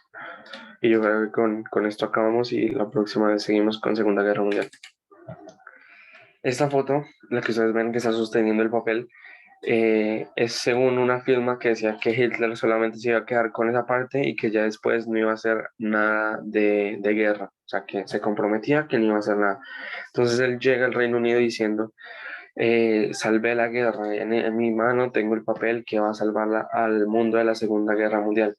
Y pues posteriormente, obviamente Hitler hizo lo que se le dio la gana y pues terminó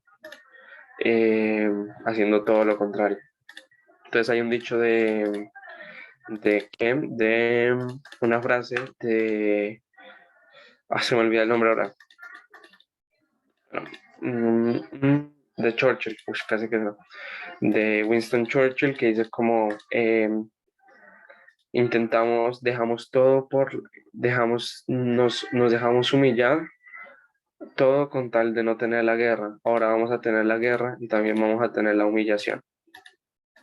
Entonces, era como un poquito lo que estaba escribiendo en ese momento. Y pues el 1 de septiembre de 1939, Hitler invade Polonia.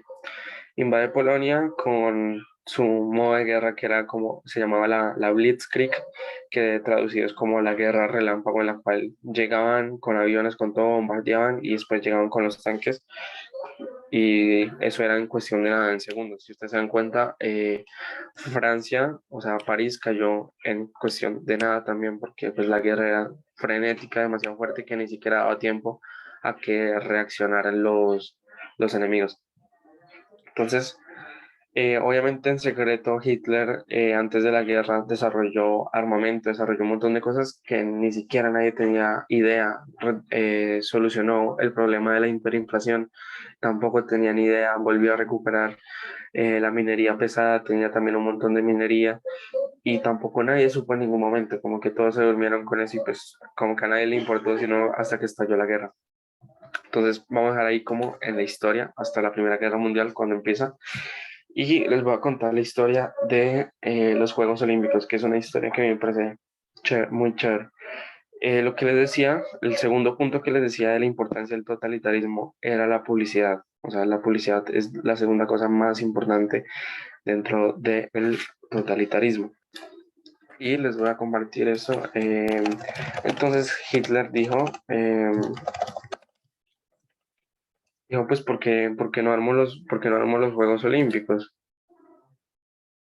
Porque yo no armo los Juegos Olímpicos y pues los Juegos Olímpicos es como la demostración de la grandeza de la humanidad en su máximo esplendor, o sea, nacieron en Grecia, son la representación de los dioses literalmente en el deporte. Entonces, le sonaba mucho la idea y entonces ustedes dense cuenta de la publicidad tan buena que le hacían a esos Juegos Olímpicos. Miren esto es obviamente con la corona de olivos que significaba la gloria. Aquí están como los guerreros teutones, todo esto. Esperen. Listo. Entonces, todo esto, aquí están los Juegos Olímpicos. Entonces, si ustedes se dan cuenta, está este globo bueno, globo no, este Zeppelin, que de hecho el Zeppelin nazi es una historia también chévere, que el Zeppelin nazi que se quemó porque le estaba dando la vuelta a todo el mundo, se quemó en Estados Unidos, pero la publicidad era enorme, o sea, como que dijeron, nosotros con estos Juegos Olímpicos nos vamos a ratificar ante todo el mundo, o sea, acá vamos a mostrar en realidad qué es lo que estamos haciendo en Alemania. Entonces ahí eliminaron todos los carteles que decían como que los judíos no pueden entrar a esta tienda, eliminaron todo eso y como que de repente Alemania era el lugar más inclusivo de toda la tierra. Y entonces hay una historia de un atleta negro estadounidense que ganó medalla de oro y que le ganó a varios alemanes y lo normal era, pues, de Hitler se esperaba que pues el man lo mandara a fusilar, pero en vez de hacer eso, como en Estados Unidos en esos tiempos se veía una violencia hacia la raza negra tan mala que dijeron como vamos a dar un ejemplo ante el mundo y demostrar que nosotros acá no somos así, supuestamente no somos así. Y la persona decía, ni siquiera en mi país me tratan como me trataron en Alemania. Entonces eso ayudó a un montón de publicidad, habían un montón de carteles, pendientes, un montón de cosas que hacían recordar a Atenas, que fue donde nacieron los Juegos Olímpicos. Entonces eso fue la mayor publicidad que pudo existir para los nazis. Miren, aquí está con las banderas, con los Juegos Olímpicos. La publicidad era muy grande y hizo quedar a Alemania como los buenos ante el mundo. Entonces lo hicieron muy bien la publicidad. Siempre fue muy buena. Este es el que yo les estaba comentando, Jesse Owens. Entonces, es eso. Y yo creo que por hoy dejamos ahí, no sé, les gustó, aburrido, pesado, no sé.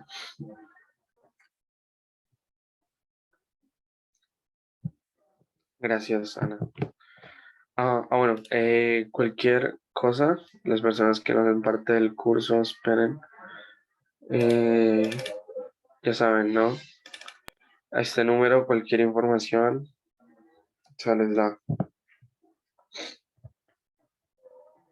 Gracias, Ana Sofía, Emily, mi fire,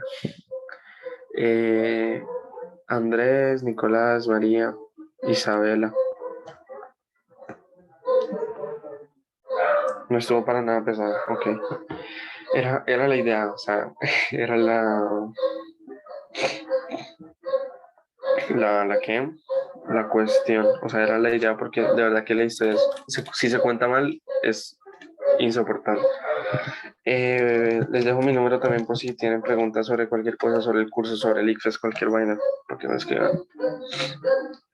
En estos días van a haber más clases gratuitas, todavía hay que terminar, apenas vamos en Segunda Guerra Mundial, nos falta Guerra Fría, nos falta racismo tanto en África como en América, nos falta, ¿qué más? Revoluciones centroamericanas, eh, dictaduras y Guerra de las Malvinas, que también me gusta mucho. O sea, no tanto como para líquidos, pero también como para reflexionar. Bueno. Gracias por recordarme. En la página de Hackea ICFES de Instagram ya publicamos la información sobre el simulacro, el segundo simulacro.